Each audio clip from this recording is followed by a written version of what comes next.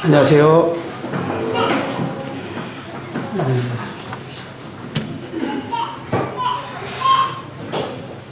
어제는 아침에 아무 생각 없이 있다가 밖을 봤는데 눈이 수북이 쌓였습니다. 갑자기 순간이 드는 생각이 내 오늘 교회 갈 수 있나? 작년에 몇 형제님이 저에게 엄포를 놓으셨어요. 1년 중에 한 2번은 교회 못 올 날이 생길 거다. 눈이 너무 많이 오면 제가 이제 올 수 없을 수도 있을 거 걱정이 돼서 이렇게 말씀하셨는데, 그 생각이 떠오르면서 오늘 교회를 갈 수 있나 그랬는데 다행히 어제 오늘 날씨가 풀리면서 아무 문제 없이, 오히려 차들이 많지 않아서 더 빠른 시간 안에 올 수 있었습니다. 눈이 올 때 기억하시고 기도해 주시기 바랍니다. 제가 눈길에서 한번 차가 미끄러진 경험이 있어서 눈이 오면 긴장이 되긴 합니다. 오늘 이제 마지막으로 예배에 대한 교제를 할까 합니다. 이제 3번째 하게 되는데요. 사실은 저희들이 예배에 대한 이런 주제는 3번이 아니라 더 많은 시간을 우리가 사실 말씀을 연구하고 생각하고 또 묵상해야 될 주제이지만, 오늘 이번에는 한 3차례로 마무리를 할까 합니다. 또 다른 형제님들께서 1년에 한 번 이상을 이런 주제로 다뤄주시고 저도 그런 것들을 듣고 배우고 이렇게 할 수 있으면 참 좋겠다 생각이 들어집니다. 거듭난 저희들은 제사장입니다. 결국은 제사장의 첫 번째 의무이자 특권은 하나님을 예배하는 것이었습니다. 그래서 구약의 제사장들이 갖고 있는 그 특권을 아무도 사용할 수 없었고, 그 제사장의 특권은 하나님 앞에 나아가서 예배를 드리는 것이었습니다. 이것은 참 영광스러운 특권이고 또 저희들이 영원히 앞으로 하게 될 일이기도 합니다. 지난주에는 이 영적인 제사의 3가지 부분에 대해서 말씀을 드렸는데요. 첫 번째는 찬미의 제사에 대해서 말씀드렸죠. 히브리서 13장 15절에 보면, 그러므로 우리는 예수로 말미암아 항상 찬송의 제사를 하나님께 드리자. 이는 그 이름을 증언하는 입술의 열매니라. 이렇게 찬미의 제사에 대해서 성경은 말하고 있음을 봅니다. 저희들이 주일에 드리는 예배가 여기에 속하지 않나 생각이 들어집니다. 그리고 이 성경에서 말하는 저희들이 드릴 예배의 개념은 더 폭넓게 얘기하고 있습니다. 소유물로 드리는 제사에 대해서 말씀드렸죠. 오직 선을 행함과 서로 나눠주기를 잊지 말라. 하나님은 이 같은 제사를 기뻐하느니라. 히브리서 13장 16절의 말씀을 읽어드렸습니다. 그리고 3번째, 자신을 드리는 제사에 대해서 말씀을 드렸습니다. 로마서 12장 1절을 말씀을 읽어드렸는데요. 그러므로 형제들아, 내가 하나님의 모든 자비하심으로 너희를 권하노니 너희 몸을 하나님이 기뻐하시는 거룩한 산 제물로 드리라. 이는 너희가 드릴 영적 예배니라. 그리고 제사장 직분의 또 다른 직분에 대해서, 복음의 제사장 직분에 대해서 말씀을 드렸는데요. 로마서 15장 16절에 보면, 이 은혜는 곧 나로 이방인을 위하여 그리스도 예수의 일꾼이 되어 하나님의 복음의 제사장 직분을 하게 하사 이방인을 제물로 드리는 것이 성령 안에서 거룩하게 되어 받으실 만하게 하심이라. 우리는 성경이 말하는 이 예배에 대해서 보게 되면 우리는 이렇게 정의를 내릴 수 있게 됩니다. 우리가 하나님을 기쁘시게 해드리기 위해서, 하나님의 영광을 위해서 하는 모든 행위가 예배라는 것을 알 수 있게 됩니다. 우리는 하나님께 예배를 드리기 위해서 또 이렇게 행합니다.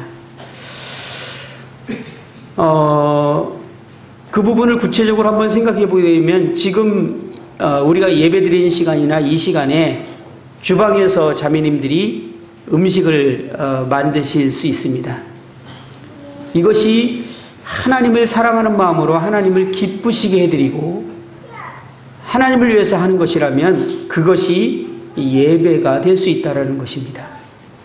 오히려 여기에 앉아서 감사를 하고 있지만 우리 자신을 드러내고 우리 자신의 영광을 위해서 하는 것은 주님이 기쁘시게 받을 수 없는 예배입니다. 오히려.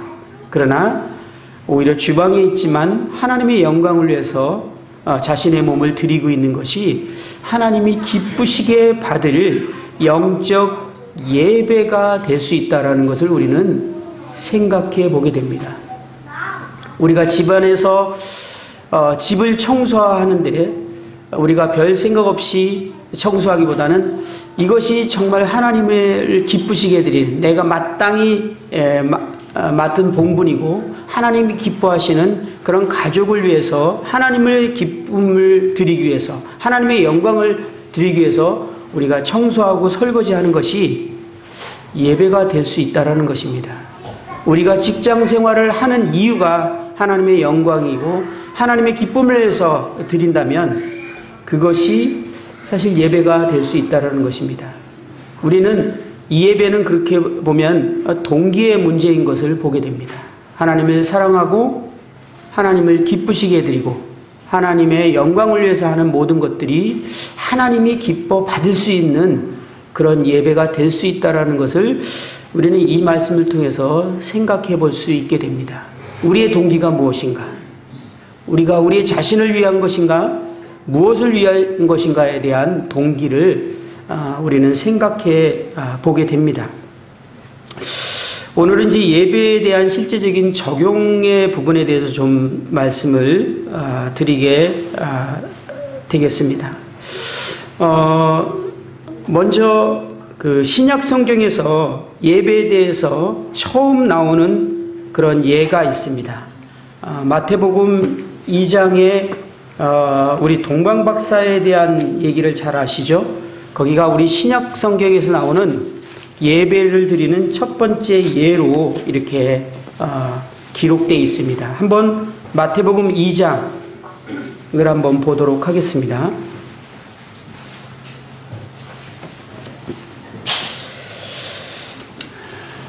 마태복음 2장 1절부터 11절까지 한번 저하고 교독을 했으면 좋겠습니다. 제가 먼저 1절을 읽겠습니다.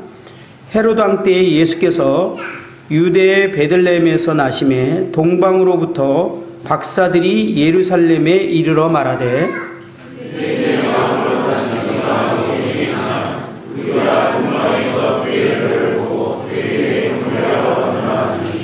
헤롯 왕과 온 예루살렘이 듣고 소종한지라 모든 유다과 백성의 서기관들을 모아 그리스도가 어디서 나겠느냐 물으니 이르되 유대 베들레헴이오니 이는 선지자로 이렇게 기록된 바 또 유대 땅 베들레헴아 너는 유대 고을 중에서 가장 작지 아니하도다. 내게서 한 다스리는 자가 나와서 내 백성 이스라엘의 목자가 되리라 하였음이니라. 이에 헤롯이 가만히 박사들을 불러 별이 나타난 때를 자세히 묻고 베들레헴으로 보내며 이르되 가서 아기에 대하여 자세히 알아보고 찾거든 내게 고하여 나도 가서 그에게 경배하게 하라. 박사들이 왕의 말을 듣고 갈새 동방에서 보던 그 별이 문득 앞서 인도하여 가다가 아기 있는 곳 위에 머물러 서 있는지라. 그들이 별을 보고 매우 크게 기뻐하고 기뻐하더라. 집에 들어가 아기와 그의 어머니 마리아가 함께 있는 것을 보고 엎드려 아기께 경배하고 보배압을 열어 황금과 유황과 몰약을 예물로 드리니라. 예, 여기까지 하겠습니다. 2장 1절에 보면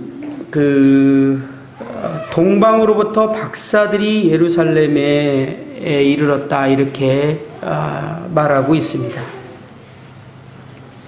여기 이 동방으로부터 박사들이 흠정역에 보면은 지혜자들이라고 이렇게 번역이 되어 있습니다. 또 영어 성경들에 보면 지혜로운 사람들이라고 이렇게 번역이 되어 있습니다.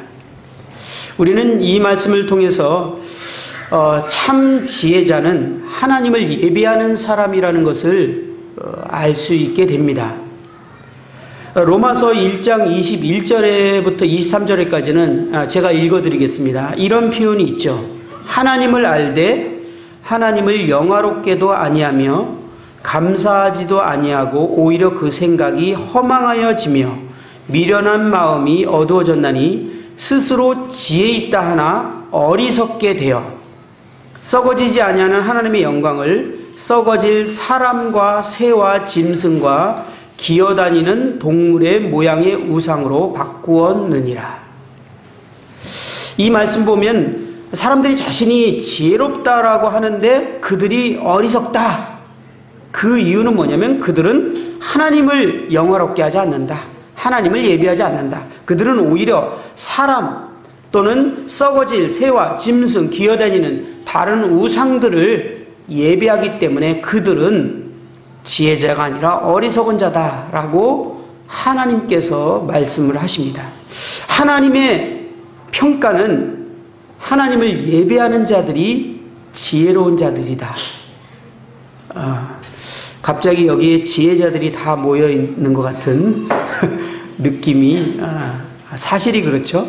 우리가 하나님을 예배하는 것이 참으로 지혜로운 것이다. 아니, 지혜자는 정말 지혜로운 자는 하나님을 예배합니다. 세상에 박사학위를 몇 가지를 따고 있고 많은 지식을 알고 있더라도 그들이 하나님을 예배해야 된다라는 그 가치를 모른다면 그는 미련한 자들입니다. 그것은 하나님의 평가고 사실이 그렇습니다. 왜냐하면 우리는 하나님을 예배하기 위해서 지어진 존재고 우리는 하나님을 예배하기 위해서 부름받았습니다. 그렇기 때문에 하나님을 예배하는 것이 참 지혜인 것을 보게 됩니다.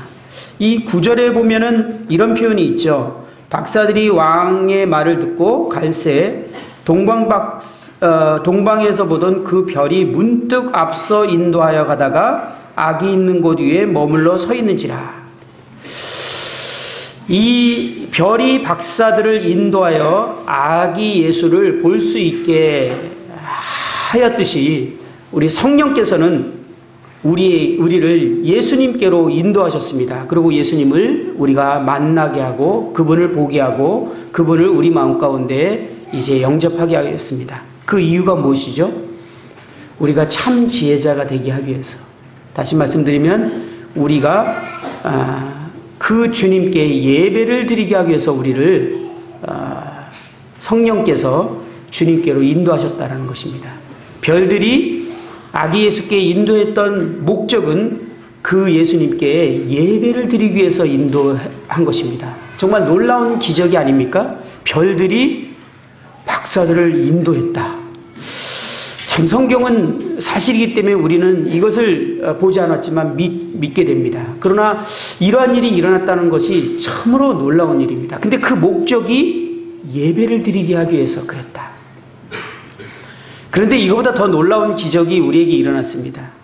그것은 이 70억이라는 아니 그보다 넘는 인구 중에 저희들이 주님을 만났다는 겁니다. 이거보다 큰 기적이 어디 있을까요? 오늘 예배를 드리면서 그런 생각이 들었어요. 자, 내가 이 많은 사람 중에 주님을 만났다면 평생을 즐거워하면서 보내야 될 텐데 어떠한 상황과 어떠한 환경이라도 내가 기뻐하고 즐거워하기에 충분하지 않는가. 근데 이거를 너무나 당연히 여기고 잊어버리는 정말 저의 태도에 대해서 생각하게 됐습니다. 그렇지 않습니까? 이 기적을 경험한 우리는요, 죽을 때까지 기뻐하고 즐거워해도 충분한 기적을 경험했습니다. 별이 우리를 이 동방박사를 인도한 것보다 더 놀라운 기적은 성령께서 우리를 그 주님을 만나게 했다라는. 저희는 주님을 정말 찾고자 하는 마음도 없었고 찾고자 하지 않았고 오히려 많은 분들은 그 주님을 배척했고 비난했고 거절했는데 성령께서 저희들을 주님을 만나게 해주셨어요. 저희 가정은 정말 하나님에 대한 얘기를 전혀 하지 않는 전혀 그러한 근거를 갖고 있지 않는 가정인데 어떻게 제가 하나님을 만났을 수 있었을까? 이것은 정말 기적 중의 기적인 것 같습니다. 죽을 때까지, 아니 영원토록 감사하고 기뻐해야 될 일입니다. 근데 그 목적이 우리 하나님을, 우리 주님을 예배하기 위해서 그렇게 했다라는 사실입니다. 다른 이유가 아니라 우리 주님을 예배하기 위해서. 저희들의 평생의 주님을 예배해야 될 마땅한 이유가 여기서 생각해 보게 됩니다. 그리고 동방 박사들이 이 예배를 드리기 위해서 별을 따라서 이제 베들레헴까지 오게 됩니다. 박사들은 예배를 드리기 위해서 자신의 나라와 가족들을 떠나고 안락함을 포기하고 이제 이곳까지 와서 예배를 드리게 됩니다. 우리는 예배를 드리기 위해서 때로는 우리 가족들, 혈육들과 친구들의 어떤 저항을 받을 수 있고 그들과 분리를 선언해야 될 때가 있습니다.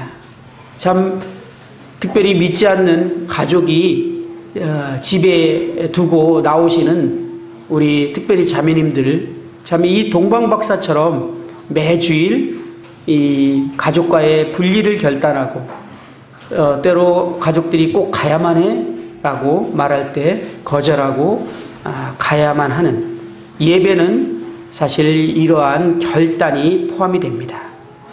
예배는 결단뿐만 아니라 정신의 집중과 의지의 결단을 필요로 하게 됩니다. 왜냐하면 이 내용을 읽어보면 헤롯 왕과 같이 예배를 드리는 것을 방해하는 해방꾼들이 반드시 있기 마련입니다. 이상하게요, 사단이 이 예배를 드리는 걸 정말 싫어하는지 주일 아침에 참 형제자매님들이 제일 많이 싸운다 그래요. 예배 드리러 나올 때 싸워요. 그리고 어떤 경우는 그냥 안 나와버리는 경우도 있고 아니면 마음이 상한 상태로 이 예배를 나옵니다. 꼭 부부싸움뿐만 아니라 집안에 그 어떤 문제들이 생겨요. 토요일날 저녁 아니면 주일 아침 마음이 정말 예배드릴 수 없는 마음으로 나오도록 참 이러한 우리에게 예배를 드리지 못하는 회방꾼이 있다는 사실을 기억을 한다면 우리가 이런 것들을 극복하고 결단하고 그 다음에 의지의 결단과 정신을 집중하고 우리가 마땅히 드려야 될 예배를 드려야만 할 것입니다. 저희 오늘 아침에도 저에게는 좀 그러한 예배를 방해하는 일들이 제 마음에 있었습니다. 예배를 드리기 위해서 많은 의지의 결단과 생각을 마음을 정리해야만 했습니다. 그러나 마땅히 주님께 예배를 드려야 했기 때문에 예배를 드리고자 했습니다. 사단은 참으로 이 일들을 싫어하는 것을 보게 됩니다.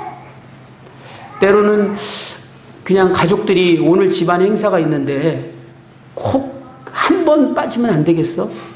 제 기억은 저희 가정에 첫 결혼식이 있었는데 저희 누님은 저희 작은 엄마와 같은 정말 그런 분입니다.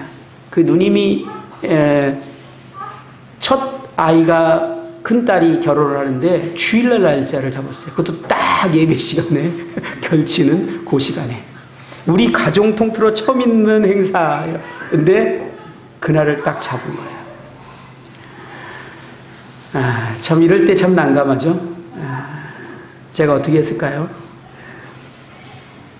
누나한테 전화해서 저는 못 갑니다 라고 그리고 예배 다 모임이 끝나고 가겠습니다.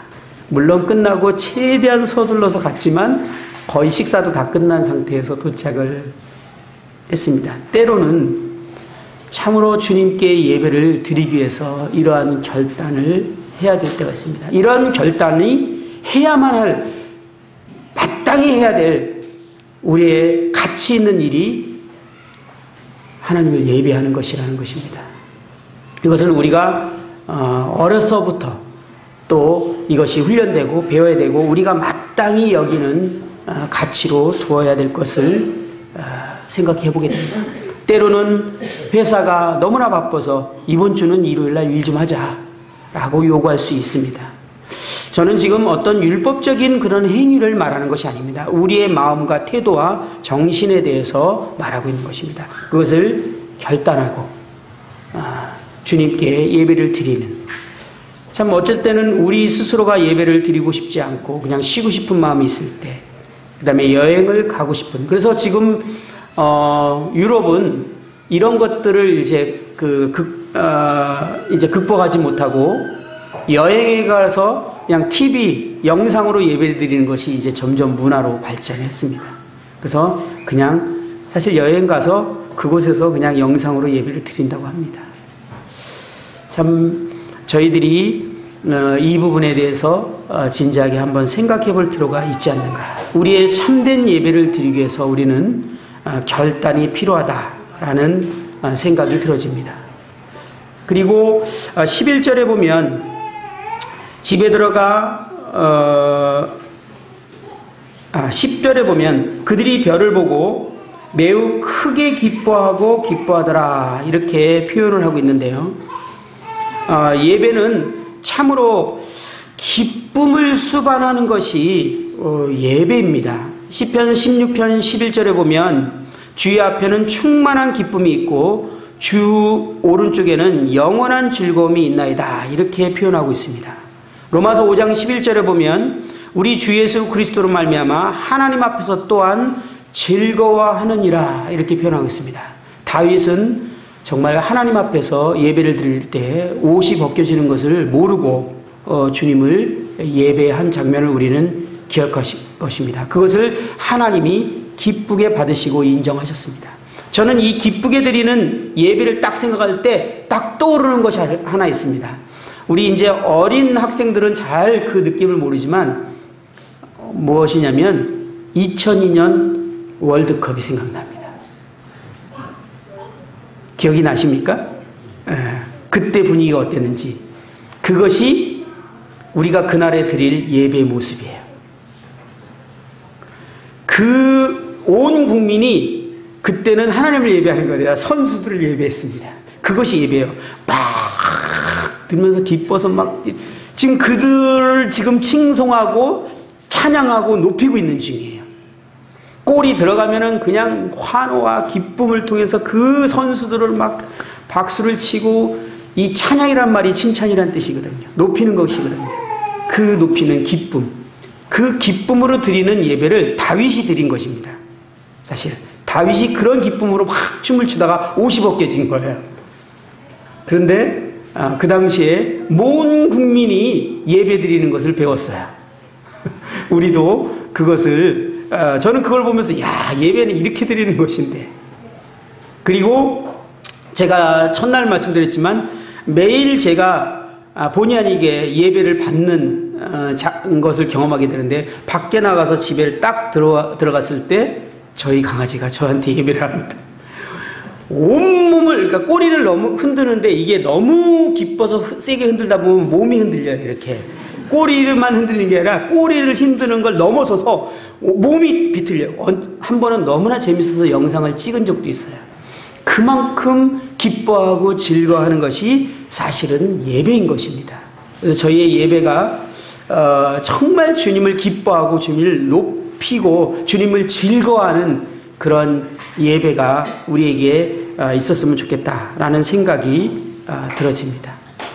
예배는 하나님의 속성을 바라볼 때 진정한 예배를 드리게 됩니다. 11절에 보면 집에 들어가 아기와 그의 어머니 마리아가 함께 있는 것을 보고 엎드려 아기께 경배하고 보배압을 열어 향금과 유황과 몰약을 예물로 드리니라. 여기에 보면 아기와 그 어머니 마리아와 함께 있는 것을 보고, 박사들이 경배를 진정으로 드리게 된 것은 그들이 예수님을 이제 보았을 때였습니다. 우리도 하나님의 거룩한 속성의 영광을 이제 보게 될 때 진정으로 예배를 드리게 됩니다. 우리가 앞으로 영원토록 하게 될 일은 하나님을 예배하는 것이다 라고 제가 그 청년 때 그 말씀 들었을 때요, 제가 예배에 대해서 잘 몰랐을 때 들었던 것 같아요. 왜냐하면 제 마음에요, 조금 힘들었어요. 영원토록 예배만 드린다? 조금 지겹다라는 표현보다 다른 거 없나? 라는 생각이, 왜냐하면 제가 예배가 별로 즐겁지가 않았나 봐요, 그 당시에. 근데 이것은 우리가 어떤 의지의 결단으로 드리는 예배라기보다도 그 나라 가서 하나님의 그 영광, 그 하나님의 속성의 영광을 우리가 목도에서 보게 되면 나도 모르게 우리 안에서부터 터져나오는 예배를 드리게 될 것입니다. 그 영광스러움 때문에요, 막 예배를 드리겠는데, 이 예배를 하나님과 함께 있으면서 이 마음을 예배 아니면 다른 표현으로 드릴 수가 없고, 또는 이 마음을 멈출 수가 없기 때문에 지속적으로 하나님을 예배하게 될 것이다 라는 생각을 하게 됐습니다. 이것을 우리가 지금 우리 이 땅에서 삶을 적용해 보면, 우리가 하나님의 그 영광스러운 속성을 얼마나 제대로 알고 있느냐에 따라서 우리의 예배가 정말 진정으로 드려지는 즐거운 예배가 될 것이고, 그렇지 않다면 어떤 의무적으로 드리는 예배가 될 것입니다.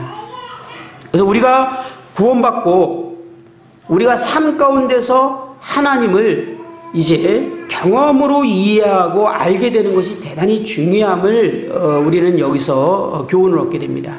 우리가 하나님을 아는 개념에 우리가 생각할 때 정보나 지식으로 하나님을 알 수 있습니다. 우리는 TV에 나오는 많은 인물들에 대해서 정보나 지식으로 알고 있습니다. 그러나 우리가 이 성경에서 하나님의 속성을 안다라고 얘기할 때는 이 하나님을 경험으로 알게 되는 것을 더 많이 말하고 있습니다.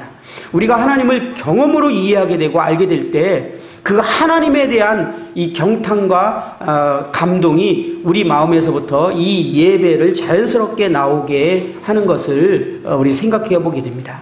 그래서 우리 구원받은 우리가 하나님과 얼마나 동행하는 삶 가운데 살아가며 한 주간에 그 하나님을 얼마나 경험하고 있느냐, 그 하나님을 만나고 경험하고 그런 시간을 갖느냐가 우리 주일날 나와서 우리 마음 가운데서 신령과 진정으로 기쁨으로 드리는 예배의 질을 결정하게 될 것이 아닌가라는 생각이 들어집니다.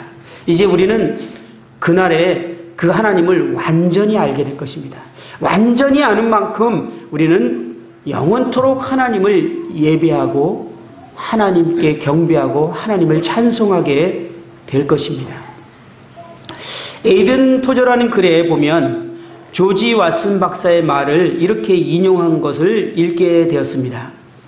인간은 하나님에 대해 두 가지 종류의 사랑을 가질 수 있는데, 하나는 감사의 사랑이고 다른 하나는 탁월함에 대한 사랑이라고 합니다. 그는 우리가 감사함에서 시작하여 공의의 하나님을 사랑하게 되는 단계로 넘어갈 것을 촉구했습니다. 왜냐하면 그분은 하나님이시요 그 성품이 탁월하신 분이기 때문입니다. 그럼에도 불구하고 불행하게도 하나님의 자녀들이 감사의 차원을 뛰어넘는 경우가 드문 것을 보게 됩니다. 저는 누군가 예배드리면서 하나님의 영원하신 탁월함 때문에 하나님을 찬양하고 감탄하며 기도드리는 소리를 잘 듣지 못합니다. 저희 모임 뿐만 아니라 이러한 하나님 그 속성을 우리가 알고 경험하고 그것을 찬양하고 높여드리는 것이 얼마나 중요하고 그것이 마음 가운데 소원이 있는지를 표현하는 글이어서 제가 한번 읽어드렸습니다. 우리는 이제 예수 그리스도의 하신 일에 대한 감사에서 그분의 속성, 하나님의 속성을 하나님과 동행하는 삶을 통해서 알아가면서 그분의 속성을 예배하고 이제 찬양하게 됨을 우리는 보게 됩니다. 마지막으로 예배는 이 동방박사를 통해서 보면 예배는 우리의 예물을 드리는 것을 생각해 보게 됩니다. 동방박사는 정말 소중한 예물을 주님께 드렸습니다. 황금과 유압과 몰약. 이 황금은 주님의 신성을 상징한다고 합니다. 그리고 유황은 주님의 순결함과 희생을 상징한다라고 이렇게 얘기합니다. 그리고 몰약은 주님의 죽으심과 장사를 상징한다고 합니다. 우리가 이러한 주님을 묵상하고 이러한 주님으로 예배를 드릴 수 있음을 또한 생각해 보게 됩니다. 마지막으로 우리 예배의 한 예를 살펴보겠는데요. 요한복음 12장을 한번 살펴보도록 하겠습니다. 요한복음 12장입니다. 1절부터 요한복음 12장 1절부터 한번 보도록 하겠습니다.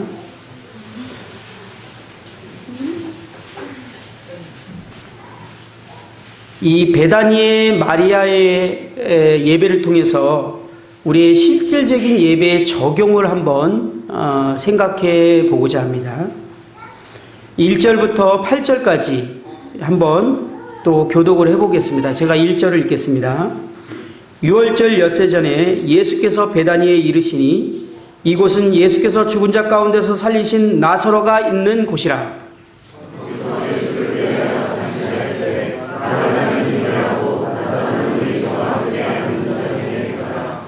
마리아는 지극히 비싼 향유 곧 순전한 나드 한 근을 가져다가 예수의 발에 붓고 자기 머리털로 그의 발을 닦으니 향유 냄새가 집에 가득하더라.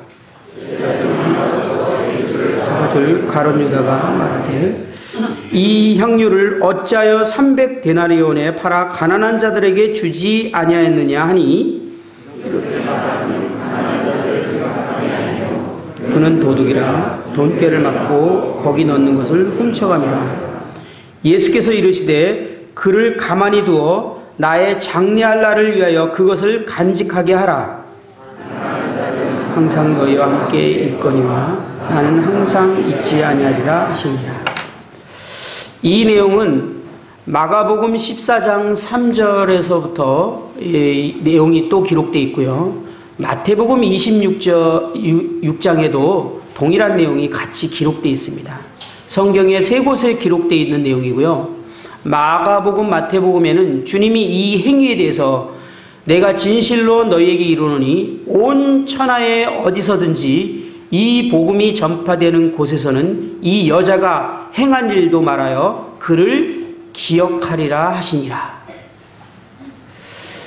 주님께서 온 천하에 어디든지 복음을 전하는 곳에는 이 여자가 행한 일에 대해서 같이 말하라.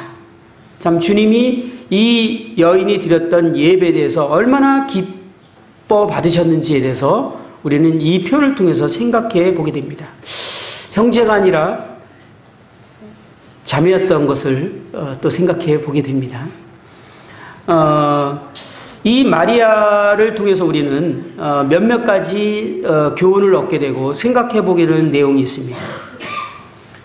이 마리아가 주님께 나온 것은요, 설교를 듣기 위해서 나온 것이 아니었습니다.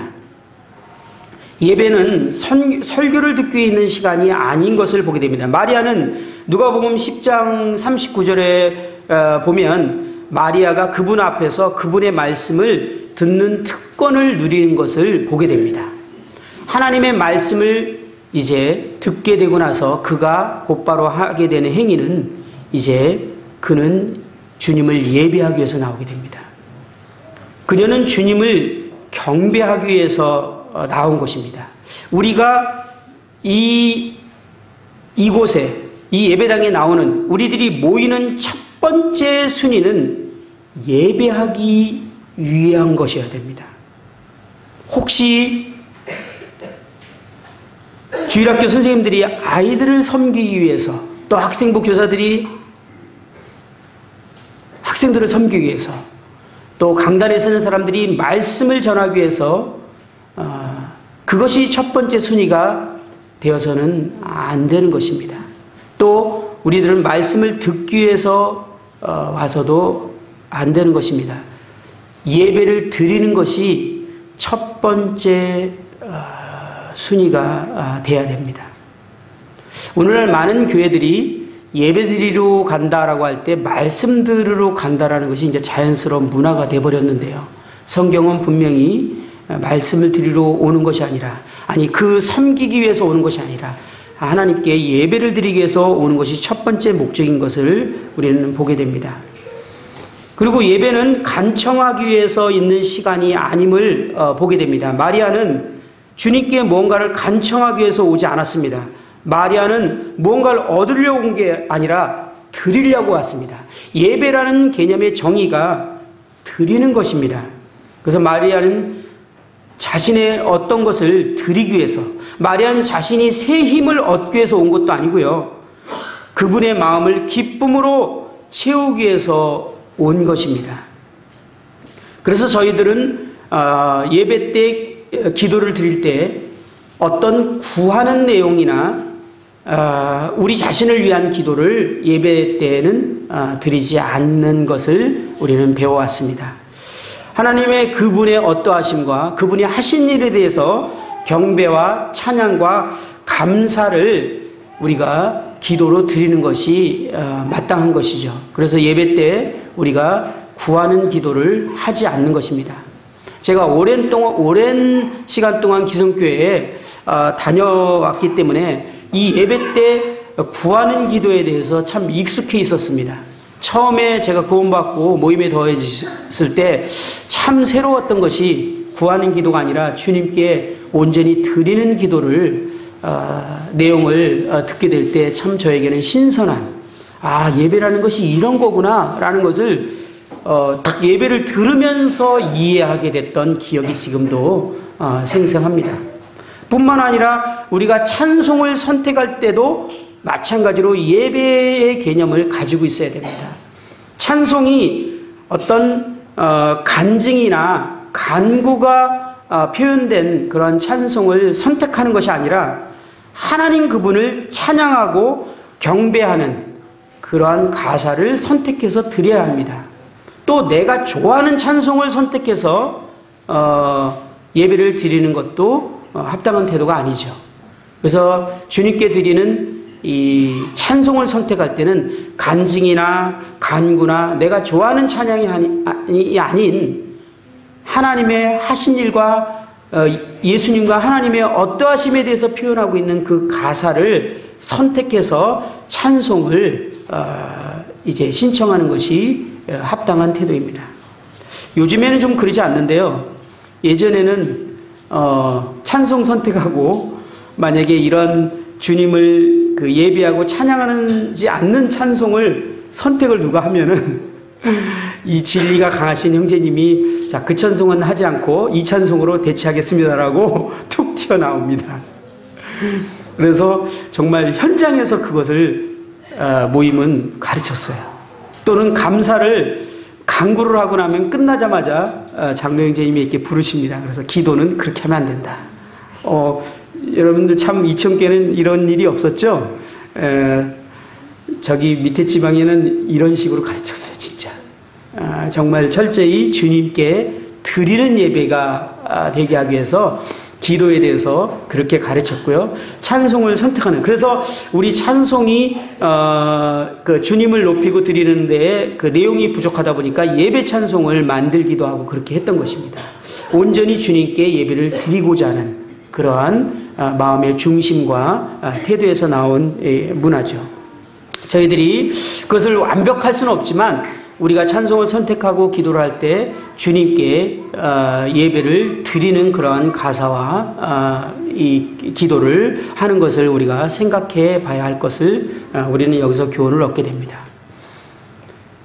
또 예배는 지체들을 만나기 위해서 있는 것이 아닙니다. 이 마리아가요, 그곳에 있는 사람들이 다 친하고 아주 가까운 사람들이고 사랑하는 사람들이었습니다. 그러나 그녀의 최고의 관심사는 오직 주님이었습니다. 그래서 오직 주님께만 그는 몰두해 있음을 보게 됩니다. 이러한 예배 가치 때문에 우리 모임이 생긴 문화를 이해하십니까? 제가 처음에 적응이 잘 안 됐던 거예요. 우리 이천교회는 좀 그런 부분들이 그렇지 않은 것을 저기 보게 되는데요. 다른 모임에 특별히 예배에 대해서 잘 가르치고 예배를 아주 중요하게 여기는 모임을 딱 가잖아요. 그러면 제가 처음 방문했잖아요. 인사를 안 하세요. 아시죠? 네, 아시는 분들이 많이 있을 거예요. 인사 안 합니다. 예배 때 딱 그 홀에다 앉아 계십니다. 제가 들어와도 인사하지 않았습니다. 예배에 집중하기 위해서. 근데 그래서 저는 상당히 처음에는 상처를 받아요. 왔는데 아는 척도 안 하네. 그런데 나중에 이제 오해가 풀린 건 뭐냐면 예배가 딱 끝나고 나면 아주 열렬히 환영을 해줍니다. 그러니까 예배가 시작되기 전까지는 생각을 분산시키지 않아요. 지체들과 교제하거나 그러지 않아요. 그것을 배웠던 거예요. 권면받고. 그래서 정말 예배가 가장 첫순이고 예배 드리고 나오는 태도로 나와서 홀에 그대로 앉아있고 지체들과 인사하거나 그렇지 않습니다. 먼저 나와서 예배에 앉아서 묵상하는 것들을 먼저 하고 있죠. 예배를 준비합니다. 그러니까 손님이 와도요 인사하지 않아요. 인사하는 분이 굳이 있다면 혹시 밖에서 안내하는 분이 인사해 주지 형제자매님들은 앉아서 그대로 예배 준비합니다. 지금도 여러분들 다른 모임에 가면 그런 모임을 많이 접하게 됩니다. 그것은 정말 예배에 집중하고 예배드리러 나온 사람들의 그 태도를 이제 가르침을 받고 배운 것입니다. 그래서 자연스럽게 생긴 문화라고 생각이 들어집니다. 우리들이 심지어는 예배 시간에 예배를 드린 중에 오는 지체하고 막 인사하고 반갑게 하고 이렇게 하는 모습이 보이는데요. 그런 모습은 모임에서는 보기 힘든 모습입니다. 예배에 집중하기 위해서. 그리고 예배 시간에 자녀들과 얘기를 한다든지 가족들과 얘기를 한다든지 그러한 일들은 쉽게 볼 수 없는 모습이죠. 왜냐하면 정말 주님께 예배를 집중하기 위해서 그렇게 합니다. 제가 모임을 다녔을 때 본 모습을 말씀드리는 것입니다. 왜 이런 문화가 생겼는가 했을 때 정말 예배의 가치를 이해하고 우리가 예배하기 위해서 부름받았다라는 우리가 마땅히 드려야 하는 것이 예배라는 것에 대해서 우리가 중요하게 여겼기 때문에 그런 문화가 생기지 않았나라는 생각이 들어집니다. 우리들의 지체들이 우리들의 의식을 너무나 차지해서 때로는 지체가 옆에 앉는데 아는 척 안 하고 주님께 예배드리면 그 신뢰가 되는 예의가 없는 것 같은 그러한 정서를 가질 수 있습니다. 그러나 우리가 모두 다 함께 정말 예배드리는 태도와 예배에 대해서 제대로 우리가 인식하게 된다면 그것은 저처럼 상처받는 일로 오해받지 않으면 좋겠다라는 생각이 들어집니다. 그래서 처음에 저희 교회에서 예배에 대한 좋은 문화가 이렇게 생기면 어떨까라는 생각을 이 말씀을 준비하면서 이렇게 해보게 됩니다. 처음에 저희들이 교회에 왔을 때 이제 지체들과 만나서 교제하고 또 차 마시고 이렇게 하면서 많은 시간들을 갖는 것도 좋는데요. 우리가 먼저 예배를 드리고 나서 그런 시간들을 갖게 되면 좋지 않을까라는 생각도 해보게 됩니다. 그래서 저희들이 교회에 왔을 때 미리 어떤 교회는 뭐 30분 전에 나오라고 맨날 광고하던데 30분 전까지 못 나와도 10분 전, 20분 전에 나와서 앉아서 예배 준비를 하는 것이 참 중요합니다. 사실 예배가 준비가 된 것과 안 된 것은 큰 차이가 있는데요. 예배 드리기 전에 이미 하나님과 나 사이에 막힌 담들이 다 이제 무너져야 됩니다. 그래서 주님 앞에 품고 있던 죄들과 주님 앞에 내려놔야 할 문제들이 이미 다 예배 드리기 전에 내려놔 있어야 됩니다. 그리고 우리가 지난주에 우리 교제 잠깐 했지만 지체사들 사이에 깨어진 관계나 이런 것들이 이제 다시 회복이 될 수 있도록 마음이 준비가 되어야 됩니다.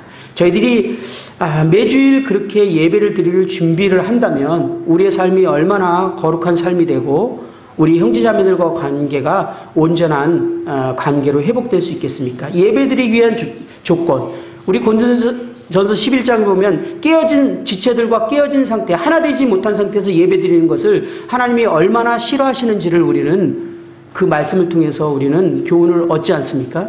그리고 우리가 합당한 마음 자세와 합당한 태도를 갖지 않고 만찬을 대하는 것이 얼마나 잘못된 것인지를 우리는 배우지 않습니까? 근데 그것을 만찬을 떼기 직전에서 그 준비를 하는 것이 아니라 예배드리기 전에 미리 나와서 그런 예배드릴 준비를 하고 예배를 시작할 수 있는 것이 좋은 문화라고 생각이 들어집니다. 그래서 대부분의 모임이 10분, 20분 전에 나와서 말씀을 대할 뿐만 아니라 자신이 예배를 드릴 수 있는 준비를 하는 것을 보게 됩니다. 그래서 제가 다른 모임에 주일날 방문할 때는 마음의 준비를 하고 조용합니다. 떠들지 않아요, 예배 시간에.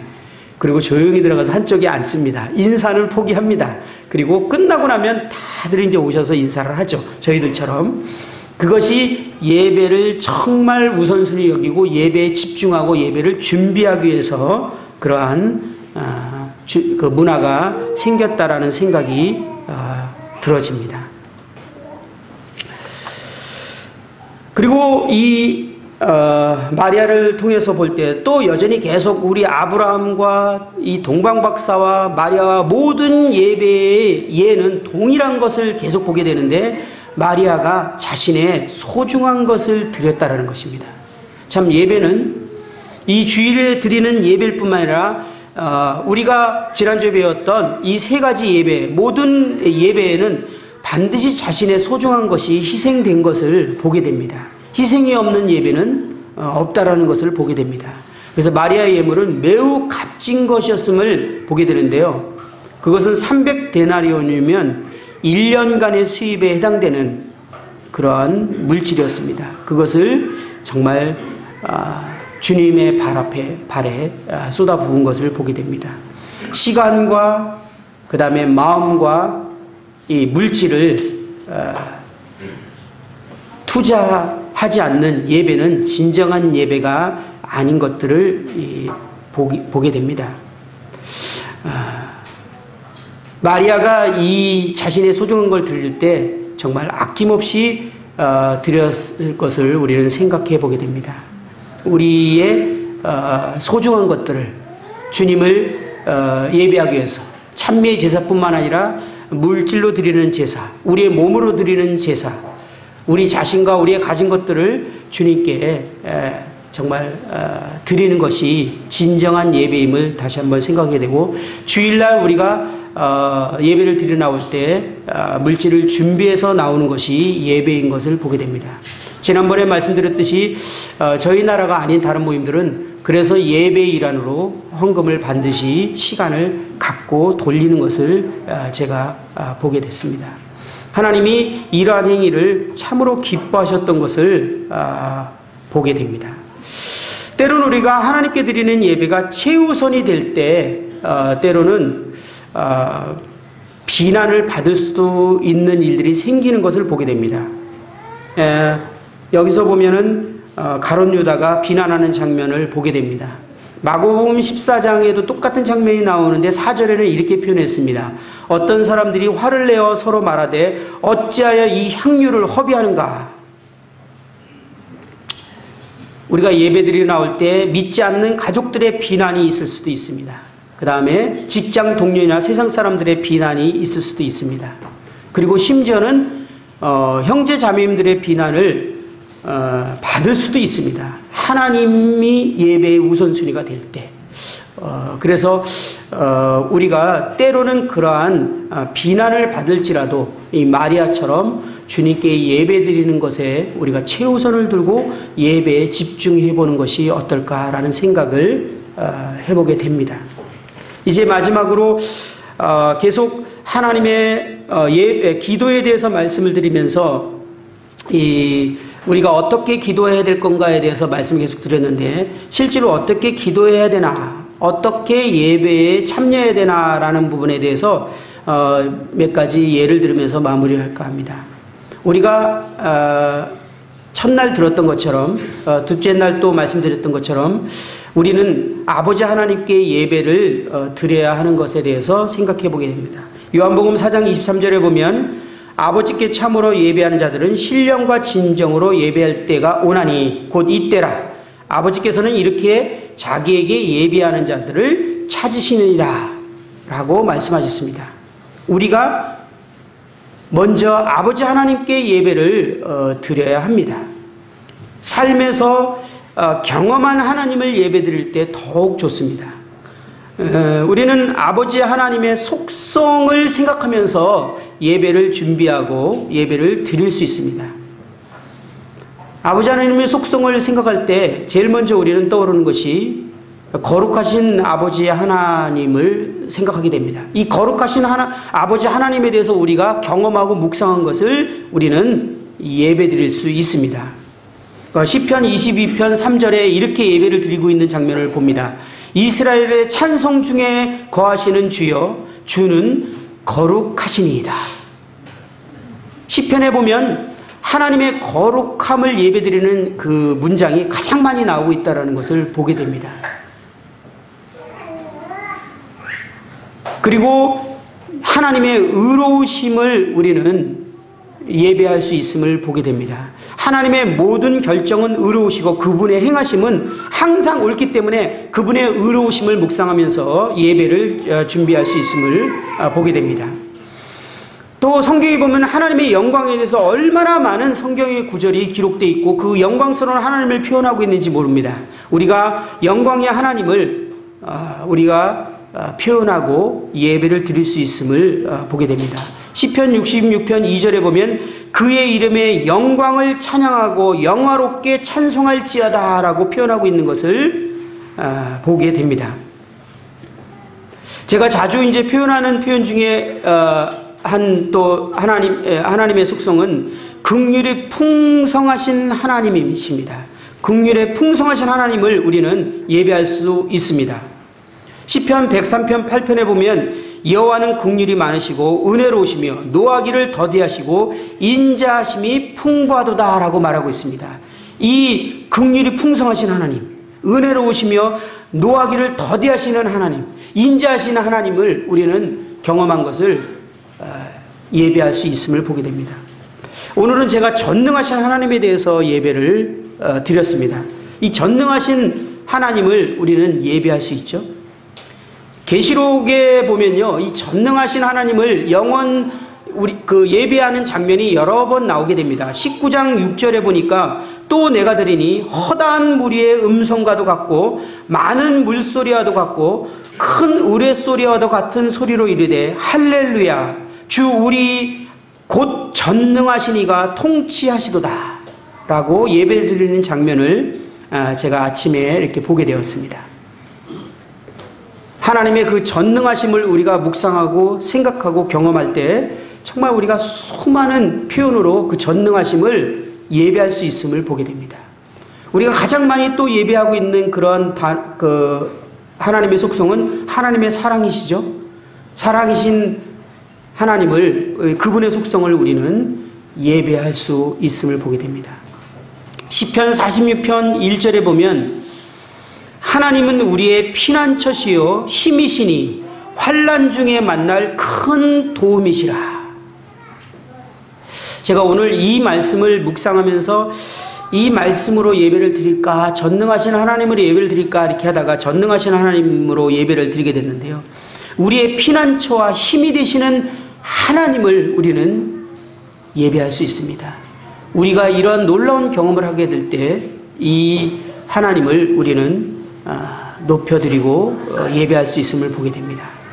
또 자비의 아버지, 위로의 아버지, 이 하나님을 생각할 때 우리 마음 가운데 정말 예배할 수 있습니다. 그래서 바울은 찬송하리로다. 그는 우리 주 예수 그리스도의 하나님이시요 자비의 아버지시요 모든 위로의 하나님이시며 라고 바울은 하나님을 예배한 것을 보게 됩니다.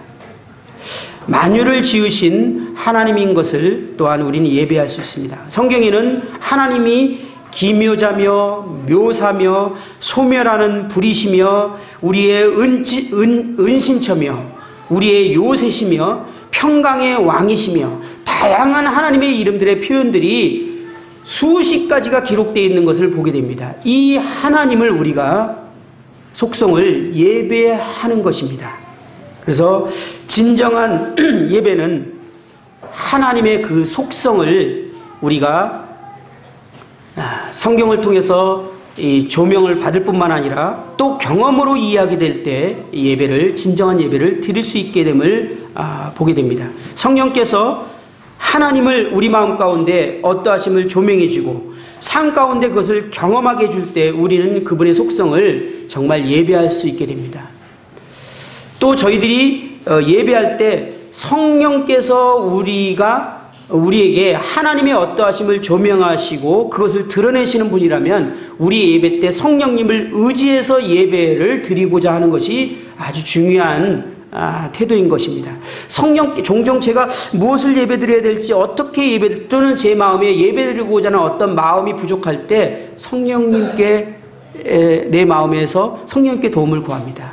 이 성령님이 제 마음 가운데 그 하나님의 어떠하심을 조명해 주기를, 그리고 무엇으로 예배를 드려야 될지를 제가 기도하게 되는 것을 종종 경험하게 됩니다.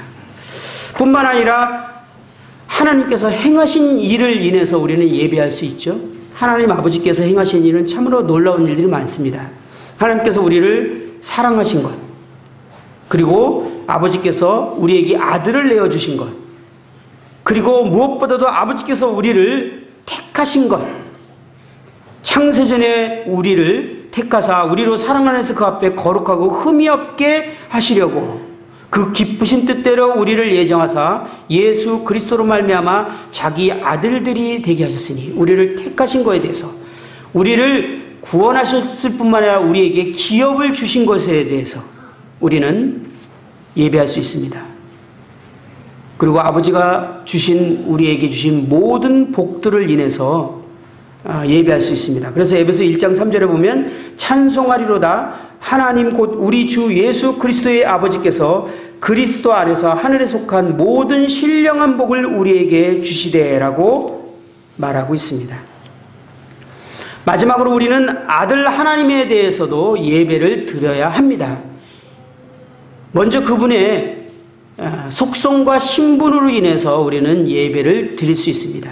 그분의 신분은 하나님 아들이십니다. 그분은 하나님이십니다. 그래서 요한복음 1장 1절에 보면 태초에 말씀이 계시니라 이 말씀이 하나님과 함께 계셨으니 이 말씀은 곧 하나님이다.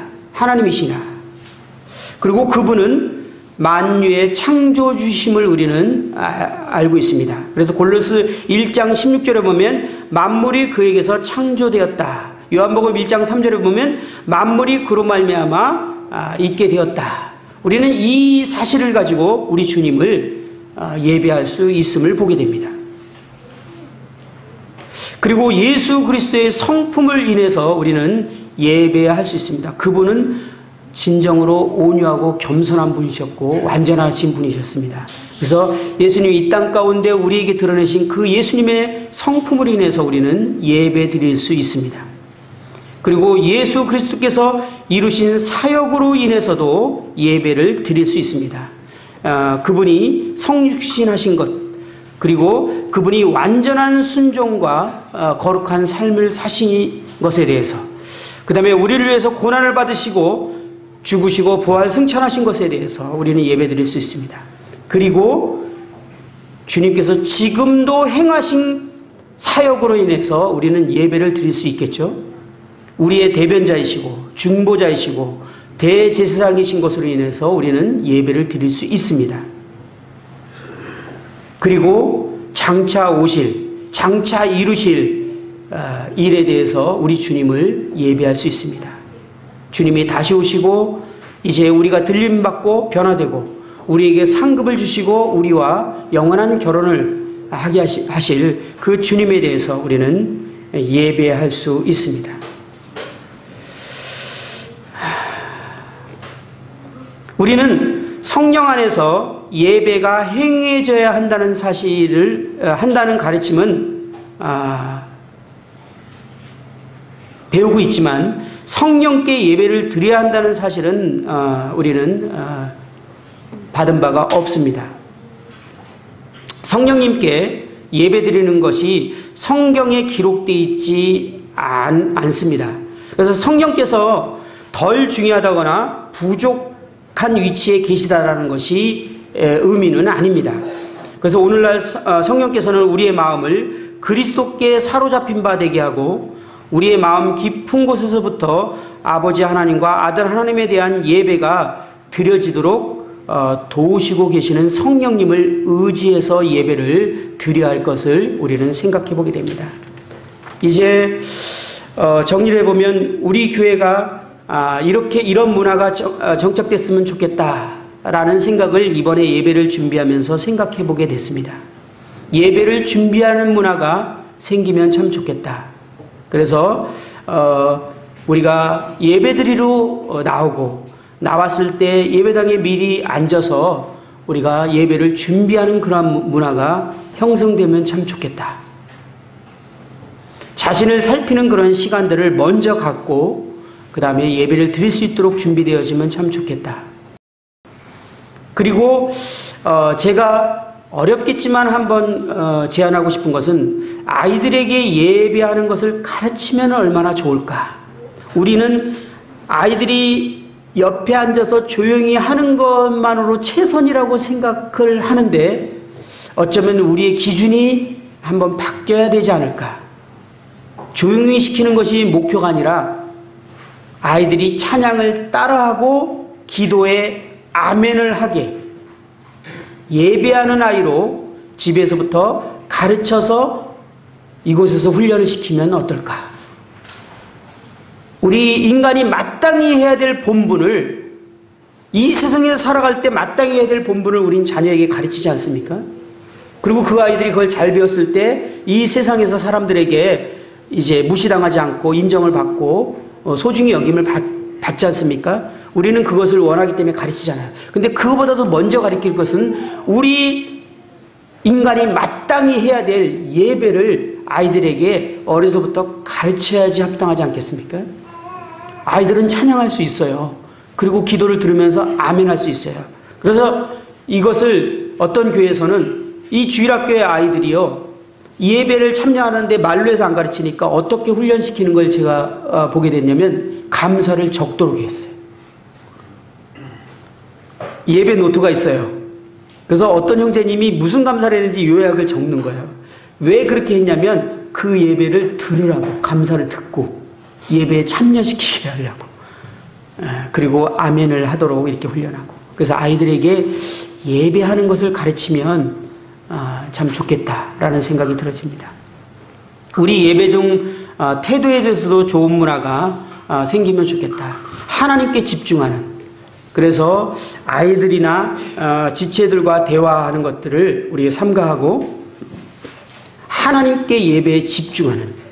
그래서 어떤 자매님은 정말 아이에게 방해를 받지 않고 예배를 드리기 위해서 아이에게 계속적으로 예배에 대한 교육을 하고 엄마가 예배를 드려야 될 것에 대해서 말하고 예배가 얼마나 소중한지 말하고 너도 예배를 드릴 뿐만 아니라 엄마는 지금 이 시간에는 예배를 드려야 되니까 방해하지 말 것을. 우리 그런 얘기는 들었잖아요. 자매님, 훌륭한 자매님들이 기도 시간에는 아이들이 방해하지 못하도록 해서 종종 이런 내용은 들어요. 엄마 기도 시간에는 아무리 문을 두들기고 해도 소용없으니까 그냥 그거를 아이들이 인정하고 포기하는 그 믿음의 선진들의 그런 고백들을 많이 듣게 됩니다. 그런 기도의 사람을 통해서 하나님이 놀랍게 일하신 걸 보게 되는데 그와 마찬가지로 엄마는 예배를, 아빠는 예배를 드려야 된다. 그것이 최우선이다. 아이들이 예배 시간에 자꾸 뭔가를 묻고 말하고 그러잖아요. 엄마, 뭐, 아빠. 근데 그것이 내가 예배를 드리는데 얼마나 방해되고 나는 예배를 드리기를 원하고 드리고 싶고 드려야만 한다는 걸 잘 가르쳐서 예배 시간에 부모에게 아이들이 말하지 않도록 그렇게 하는 것을 어려서부터 훈련을 시킬 수 있으면 하루아침이 되지 않겠지만 예배하는 훈련을 시키면 정말 좋겠다라는 생각이 들어집니다. 그리고 저희들의 아멘 소리가 좀 더 컸으면 좋겠다라는 생각이 들어집니다. 그래서 우리가 함께 형제님들이 예배를 드렸을 때 우리가 함께 아멘하고 힘차게 이렇게 참여하면 참 좋겠다라는 생각이 들어졌습니다. 그리고 기도를 더 많은 분들이 참여하면 얼마나 좋을까. 그렇기 때문에 길게 예배를 드리려고 하면 사실 예배 드리는 것도 부담되고 많은 분들이 참여할 수 없는데요. 짧게 많은 분들이 예배를 드릴 수 있고, 그래서 제가 한번 이것을 샘플을 해봤더니요, 먼저 되시는 분들이 기도를 짧게 하니까요, 청년들이 용기를 얻더라고요. 아, 저렇게 짧게 해도 돼? 그러니까 예배에 도전할 만한 용기가 생겨서 더 많은 분들이 예배를 참여하는데, 먼저 하시는 분들이 예배를 너무 거창하고 길게 해버리면요, 엄두가 안 나죠. 저도 가끔 그래서 엄두가 안 날 때가 있어요. 너무 화려하게 거창하게 기도를 하면은 그 다음에 감사를 침묵이 흘러요. 왜냐면 여기에 끼어들기가 좀 어려운데, 꼭 그렇게 하지 말라는 뜻이 아니라 우리가 짧고 간단 명료하게라도 모두가 참여하는 기도를 한번 할 수 있으면 얼마나 좋을까. 그래서 모두가 참여하는, 그래서 제가 시간을 대충 계산해 보니까요, 저희 교회는 찬양을 충분히 오늘도 한 20분 했거든요. 20분을 찬양하고 그 다음에 25분이 남아요. 그러면 1분 안에 감사를 충분히 하고 났거든요. 그러면 25명이 참여할 수 있는 시간이 확보되더라고요. 근데 이게 안 채워지니까 그냥 침묵이 흐르고 또 찬양이 들어가고 그러는데, 우리 형제님들이 다 참여할 수 있는 그러한 시간이 충분히 우리에게는 확보되어 있는 것을 제가 시간을 보게 됐습니다. 간단하게 짧게 모두 다 참여할 수 있으면 얼마나 좋을까, 이러한 생각을 해보게 됩니다. 저희들이 이 예배를 드리기 위해서 성령께서 우리를 주님을 만나게 하셨고, 이제 우리가 예배를 드리는 것이 우리의 삶의 마땅한 본분이라는 것을 우리가 깊이 생각하는 시간이 되었으면 좋겠습니다. 어린아이부터 노년에 이르기까지 저희들이 예배를 드리러 모이는 것이 우리의 최우선이 되는 교회가 되기를 바랍니다. 마치도록 하겠습니다.